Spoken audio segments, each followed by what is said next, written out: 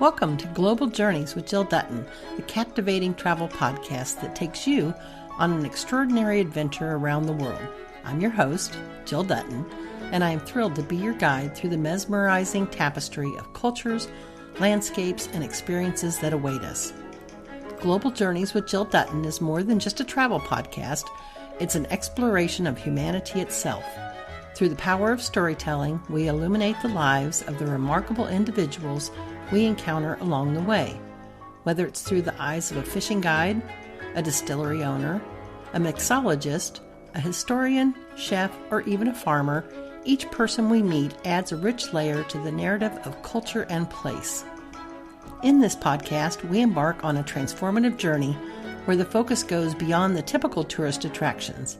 Instead, we dive deep into the hearts and souls of the places we visit, uncovering the hidden gems and untold stories that make each destination truly unique. Join me as we venture off the beaten path, seeking authenticity, connection, and a deeper understanding of the world we inhabit. Together, we'll unravel the tapestry of cultures, one story at a time. Although my writing career began in the late 90s when I created and launched a wellness publication called Evolving Magazine, since 2015 I've worked as a travel writer on a mission to seek out the locally celebrated foods, liquor trends, outdoor activities, and stories of those I meet along the way. My work has been published in Wine Enthusiast, Afar, Woman's World, First for Women, Insider, Road Trippers, Modern Farmer, Chilled Magazine, and many more digital and print publications. I'm also the creator of Global Plates, The People We Meet, The Food They Eat, a syndicated column. Creating this podcast is the next step in my journey of sharing the stories of the people I've met along the way. So pack your curiosity, leave your preconceived notions behind, and let's embark on Global Journeys with Jill Dutton, where each episode promises to inspire, educate, and awaken the wanderlust within us all. In today's episode of Global Journeys with Jill Dutton, we'll dive deep into the vibrant tapestry of Loreto's past and present, unveiling hidden gems, untold legends, and the undeniable allure that has drawn travelers to this coastal paradise for centuries. Nestled along the pristine coastline of the Gulf of California, Loreto is a destination that seamlessly blends natural beauty, rich history, and authentic Mexican culture. This charming town exudes a laid-back and inviting atmosphere that instantly captivates visitors. Loreto boasts a breathtaking backdrop of turquoise waters, stunning beaches, and rugged mountains. The Gulf of California, referred to as the Aquarium of the World by Jacques Cousteau, is renowned for its incredible marine diversity. Snorkeling, scuba diving, kayaking, and sport fishing are just a few of the activities that allow travelers to connect with the area's marine wonders.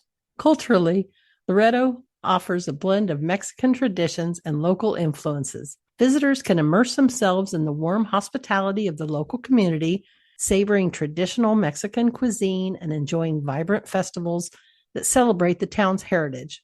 Artisans often showcase their handcrafted goods, allowing travelers to take home a piece of Loreto's culture. For the traveler wishing to avoid the touristy destinations and instead immerse themselves in local culture, Loreto offers a welcome escape from the hustle and bustle of modern life.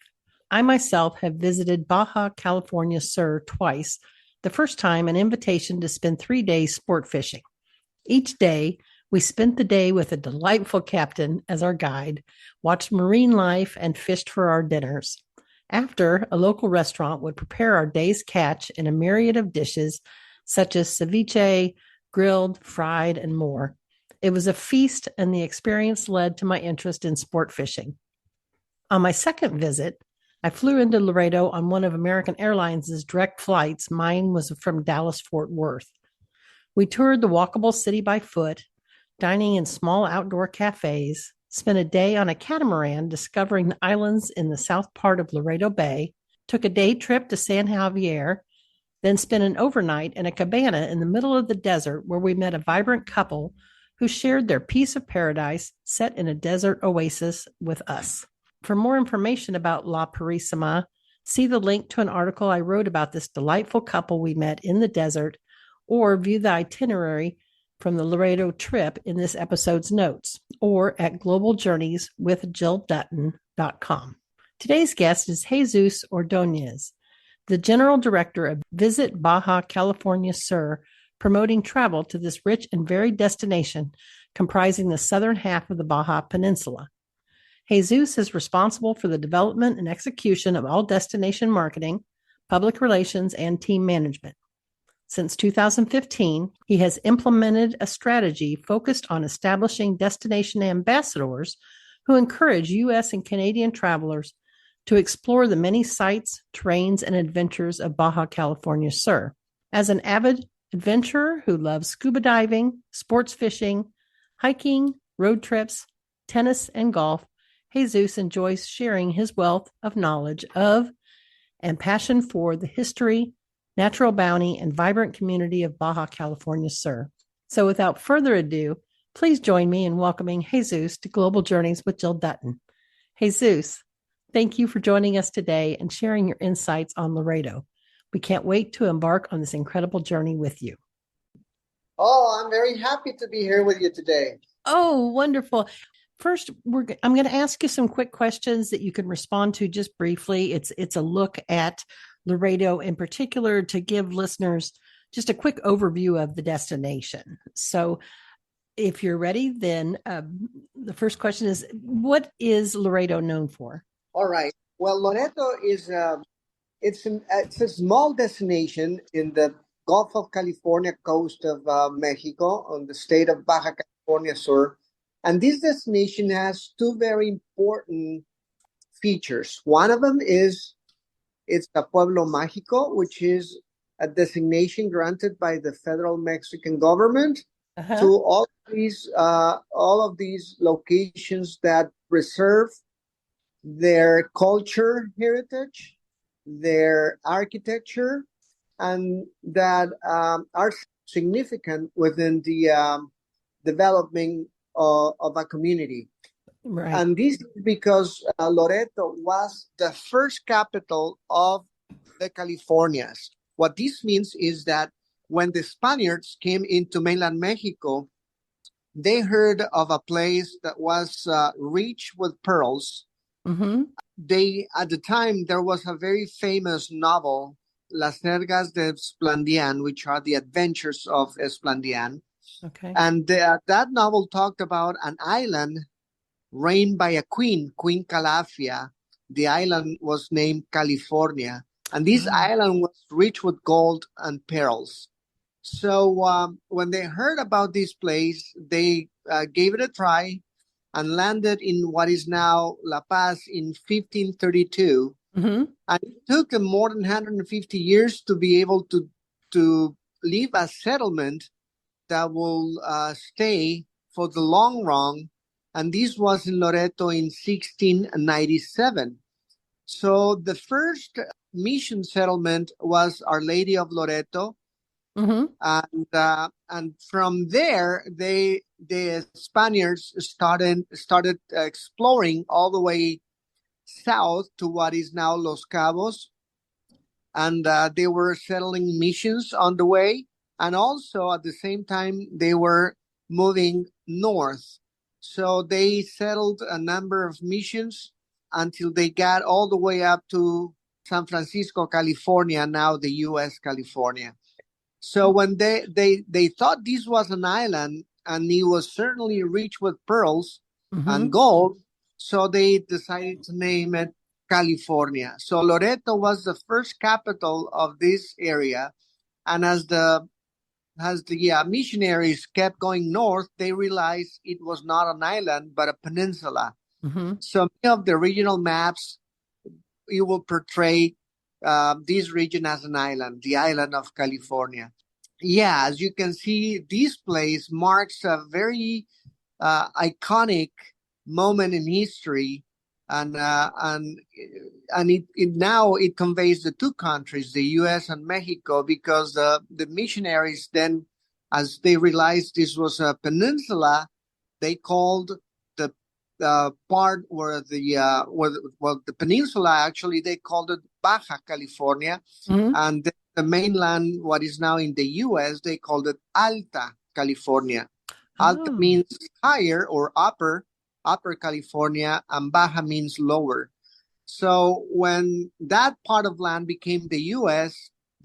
got rid of Upper California, and Mexico, we never changed the name, and we kept the Baja or Lower California. that's So, so. but yeah, it is interesting. So many Mhm. people will realize that the California mining and heritage, it all, and ranches actually, it all started here and went all the way up north. So there is a lot of tradition, a lot of heritage, a lot of history that unites these two regions. So it was one region and it developed from the same background. Wow. So what Loreto means with regards to the rich cultural heritage. But not only that, Jill, I would like to add to this rich cultural heritage the fact that near Loreto, you can also see some of the oldest cave paintings in America. Mm. So, where you will see the vision of the first settlements, the Cochimi tribes that lived in the region, and they painted on the caves they lived. They were semi nomads, and you can see still today a lot of the life of the animals that they painted. They are still there in the region, like the whales, like the vouchers, like the deers, like the longhorn sheeps, and many of these things that they painted.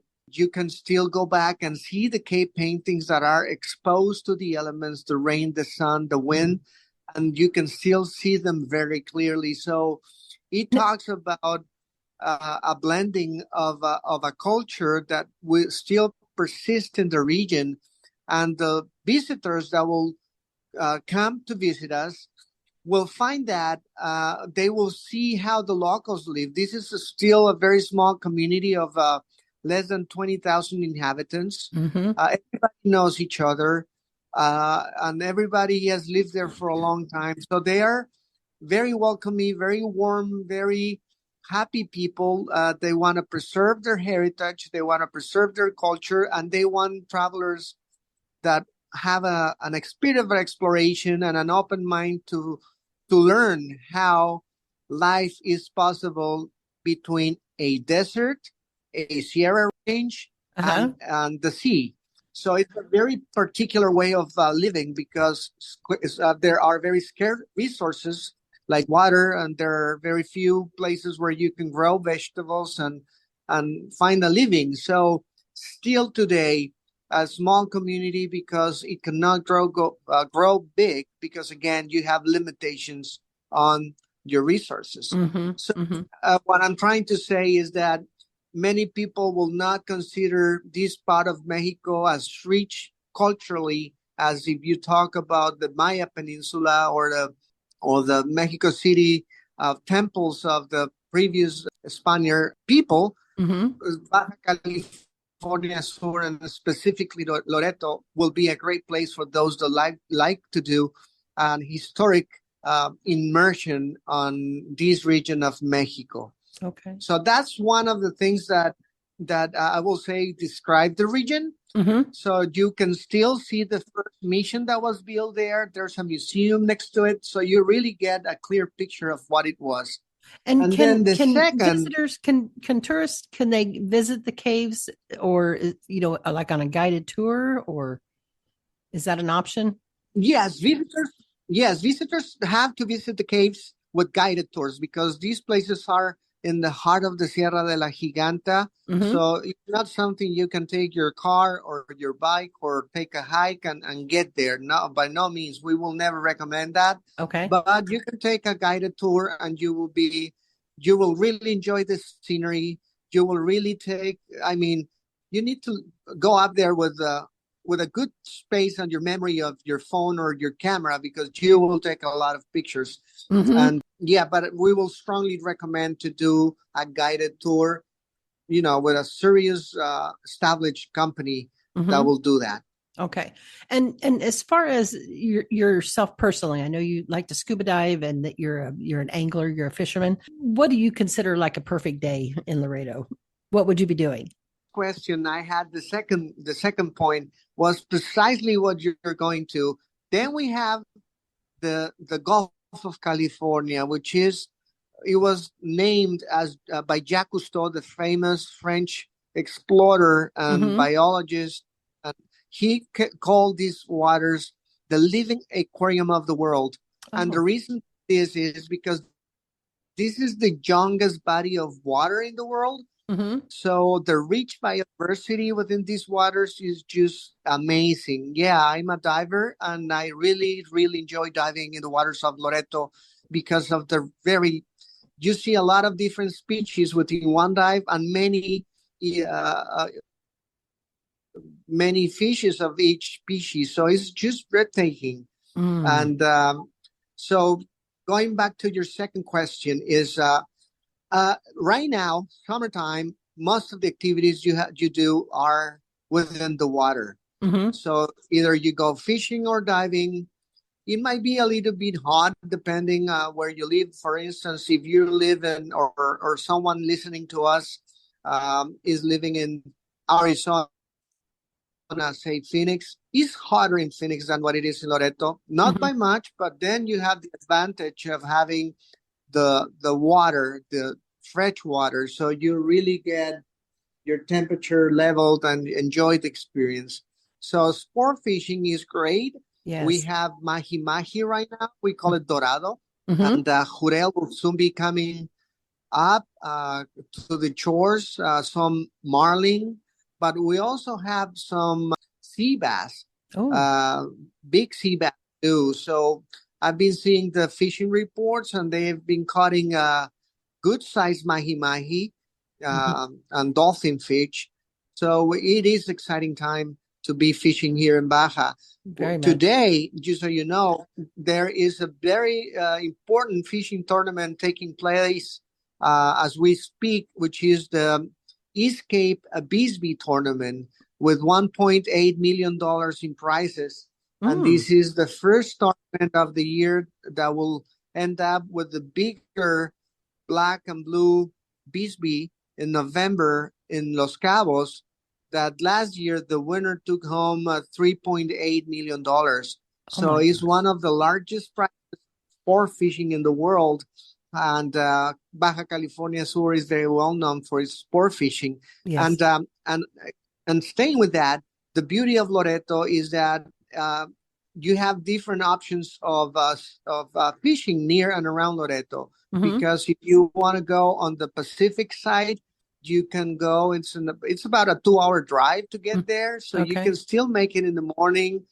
Get to the Pacific side on Magdalena Bay, go out there and fish, whether it's fly fishing or casting or open water fishing. Mm-hmm. You can do it all on both sides, on the Pacific and the Gulf of California, and the same for diving. So most of the diving, though, is actually done within the Gulf of California because of the islands, the sea lion colonies, and we run into movulas and dolphins, and so it's always something to see there, and Wonderful. it's just magnificent. Yeah. And with what you said about the sea lions, is there a particular time of year that's best for whale watching and another time that's best for, the sea lions marine life?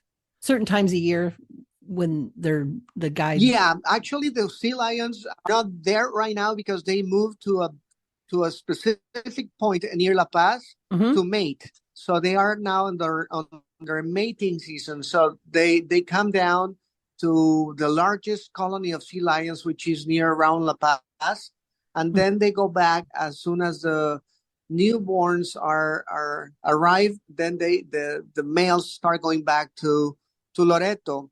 So the sea lions will be back in Loreto, let's say by the end of the month. But then the whale season, we have mainly the blue whale is the one that comes to Loreto, and that's the biggest mammal in the world.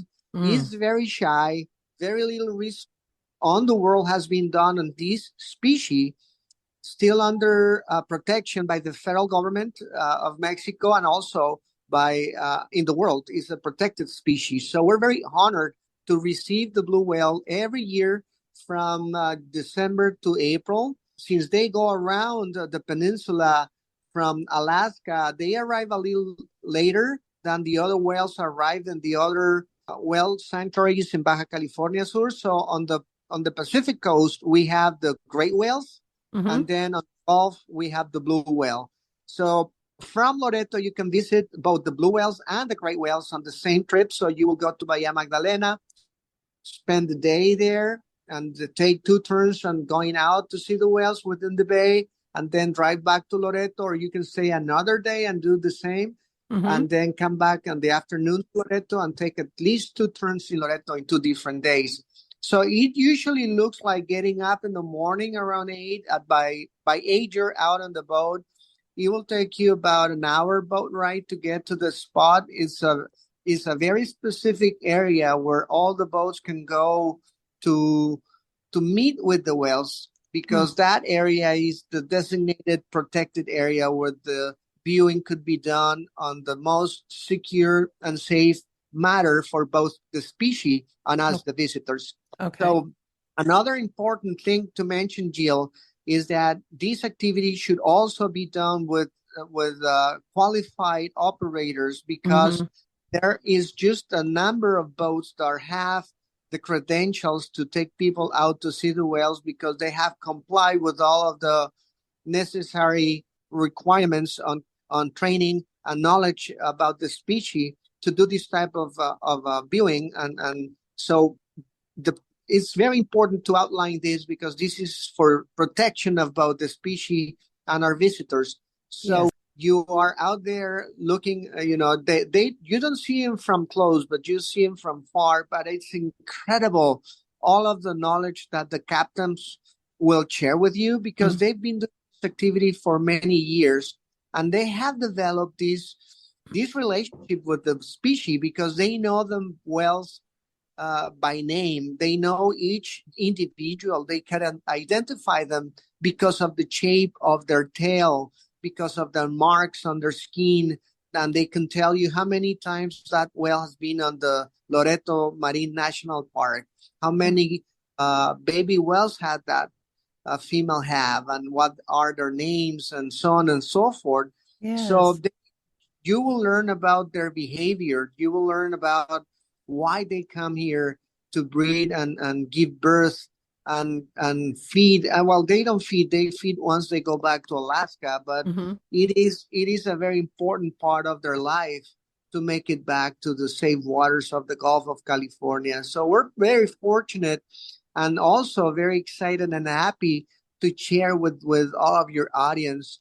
And this is a must do experience in your life. This is Yes. just a very unique and fulfilling experience, and it's amazing. So I highly recommend that, because when the whales are here, where the sea lions are here, you will see other marine life on the Marine National Park. This is we believe is the second largest marine national park in Mexico.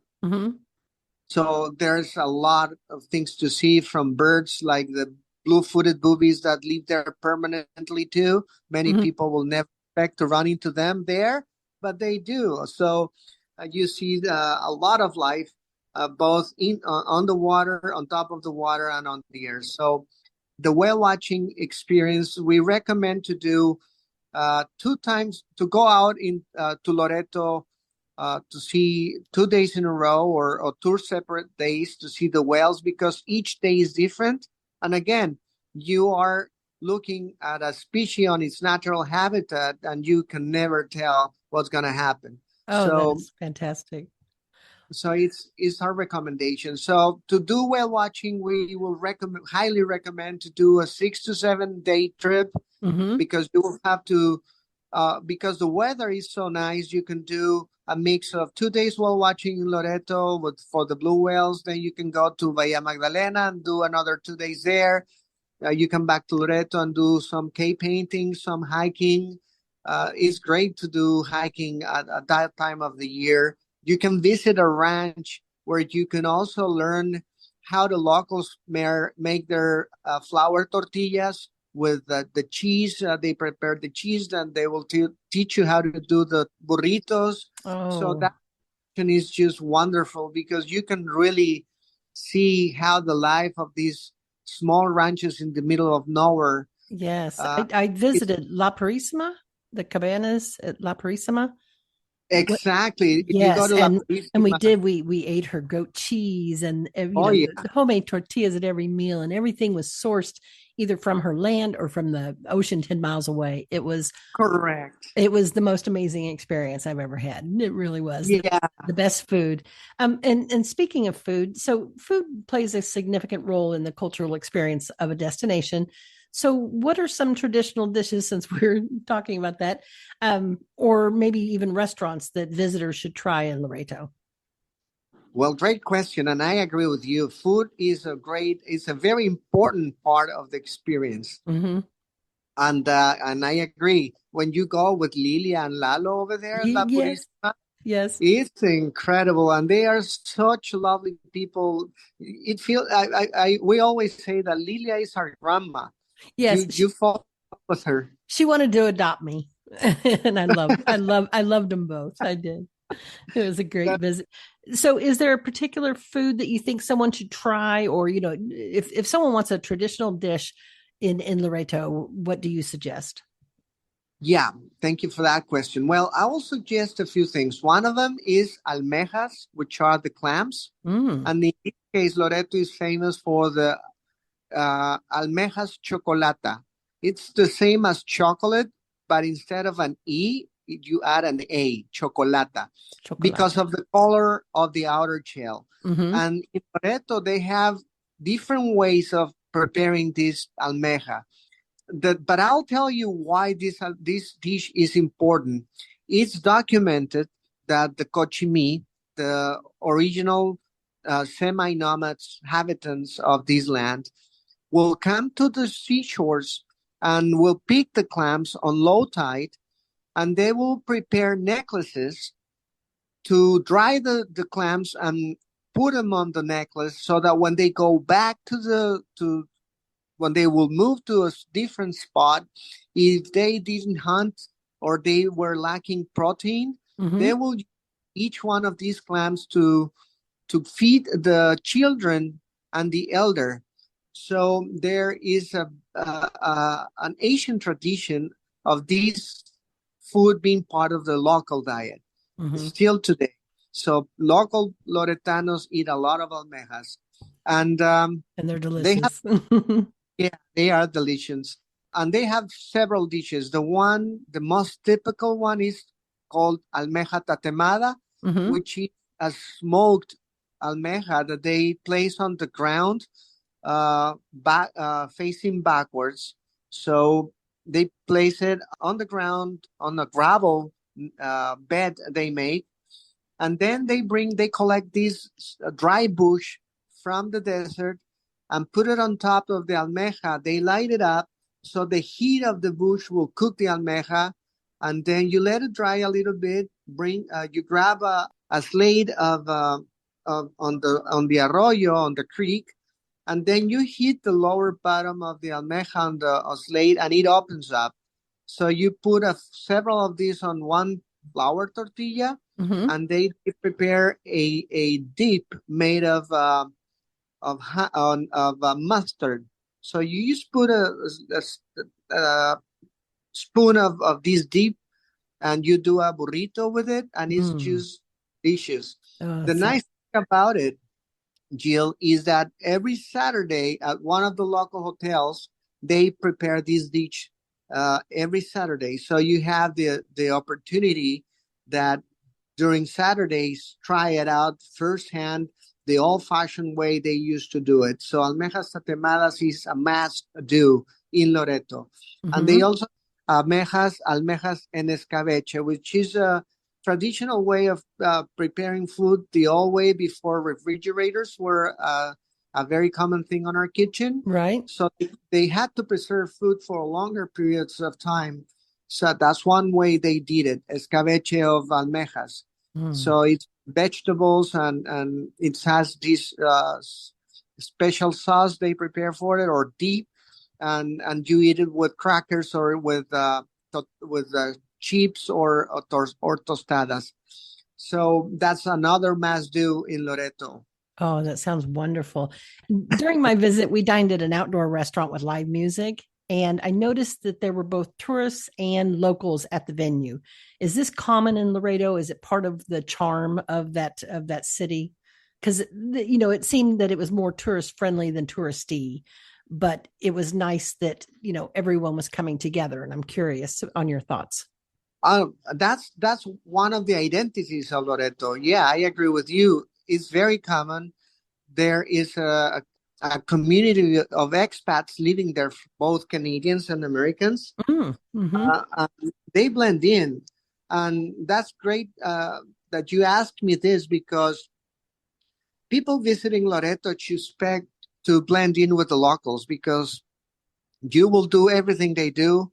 You will be with them at all times, because that's their small town, and it's not like a separate area for tourists and a separate area for the locals. Okay. Everybody Mm-hmm. gets together everywhere.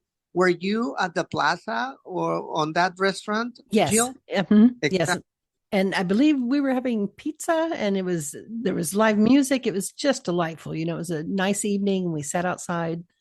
Correct. Exactly. So that's the ambiance of Loreto. It's open, it's friendly, is joyful, is Hmm. but still very tranquil, very safe, very, as you remember, everything is walking distance. Yes. Uh, you don't need a car at all. And that's the nice thing about it, that the local hotels are owned and operated by their owners. So they become your host, and they will tell you, go here because they have this dish today and try it out, or this bar or this restaurant is having live music, go over there and have a drink and enjoy, or go over here to have a coffee, or so they will be guiding you around. Hmm. And you saw it's a very friendly, easy to move around, family oriented, Yes. couple, you name it. So yeah, Loreto is the whole town becomes your resort, so to speak, because Yes.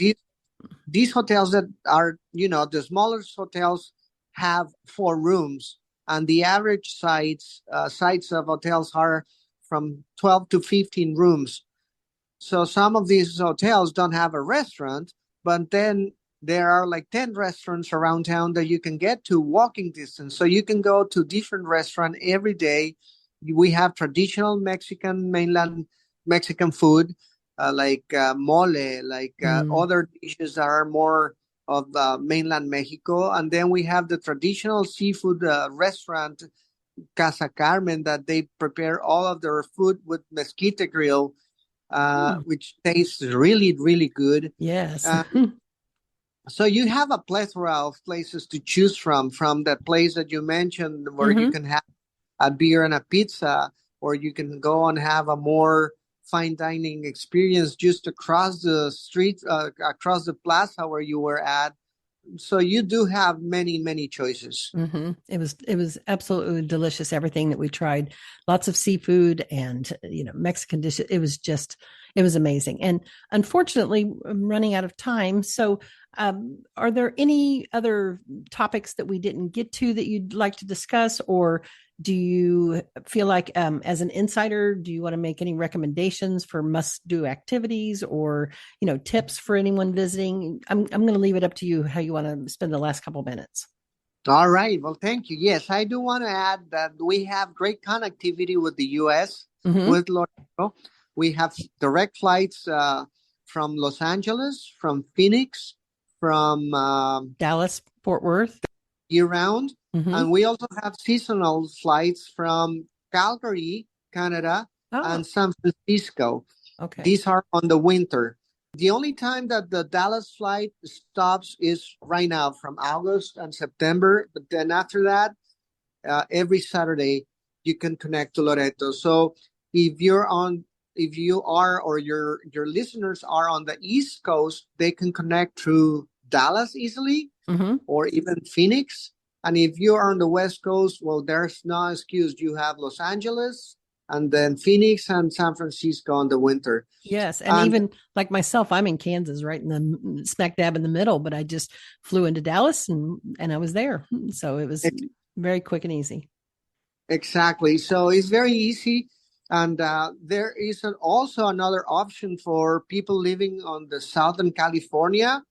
area, which Mhm. is using the Cross-Border Express, which is a bridge that connects you from San Diego, Otay Mesa, and you land directly on the Tijuana airport.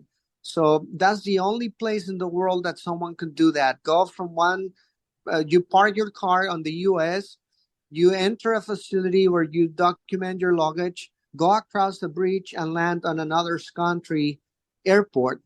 And then the flyers or travelers could choose from two options. Volaris, which is the largest low-cost carrier in Mexico, Mhm. and or a regional carrier called Calafia Airlines.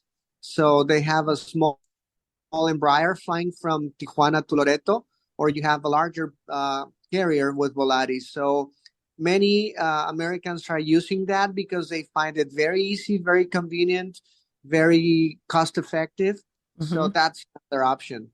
So having said that, many things to do in Loreto, but the most important message that I would like to leave for your audience is that this is a destination looking for travelers with an open mind, Mhm. not those that are looking for known brands. We don't have anything against them, but we don't have them in Loreto. So those that are willing to learn how the locals have their coffee, which is a very unique way of making it, very old-fashioned way, and being able to experience or try some food that you have never heard of, Mhm. uh, and be a little bit adventurous on that way, you will find Loreto a really nice place to come. Oh, Very for sure. uncrowded, as you Mhm. saw, not many people. We don't have many rooms. We don't have many. Uh, uh, I mean, it's a very small destination. That's what I'm trying to say. So we highly recommend to take time to make your reservations, book ahead of time. We get sold out, and we want to keep it that way. The locals want to keep it that way. They don't want to change their heritage. They want people to come to get to know that heritage. They want to share it. So this will be a very deep immersion on a very different part of Mexico. Very Mhm. welcoming, very safe, good food, and pristine natural surroundings. Both and a combination, as you remember, a combination of the desert, the colors of the desert, then the Yes. turquoise water of the sea, and the Mhm. blue depths, and then the Sierra Range right behind the Sierra de la Laguna, where you see the sunset and the different colors of orange, red, pink, and purples, and it's just so pretty on the backdrop of the oasis, because Loreto is actually an oasis. There's so many palm trees, and you realize that when you go out to the islands and you're coming back, you see how green it looks. Mhm. So it's a very unique spot. It is. So we are very happy to be reaching out through you to an audience that will be sensitive to this type of experiences, and Yes. we will be very happy to greet them in our end of the woods. Perfect. Jesus, this was so wonderful and so interesting, and I really appreciate your look into life in Baja, basically, and Laredo as well as a destination. So thank you so much for your time, and I hope to have you back because I still have more questions that I'd love to discuss sometime. Wonderful. Well, thank you so much, and I hope you enjoy the rest of your day. You too. Have a great one. Thank you. As we travel on this exciting podcasting journey together, I invite you, our incredible audience, to be a part of it. Share your own travel stories, insights, and recommendations with us. Whether you have a hidden gem in your hometown or a dream destination that has captured your imagination, we want to hear from you. Your suggestions will help shape the future episodes of Global Journeys with Jill Dutton, guiding us towards extraordinary locations and experiences that deserve a spotlight. Remember, this podcast is not about just the host or the guests. It's about the collective exploration and discovery that unites us all as wanderers in this vast world. So reach out to us through our website, social media channels, or email and let your voice be heard. Send your suggestions to me at jill@globaljourneyswithjilldutton.com. I can't wait to hear from you. Until next time, may your travels be filled with endless curiosity, open-hearted encounters, and transformative adventures. Safe travels, fellow explorers, and keep wandering.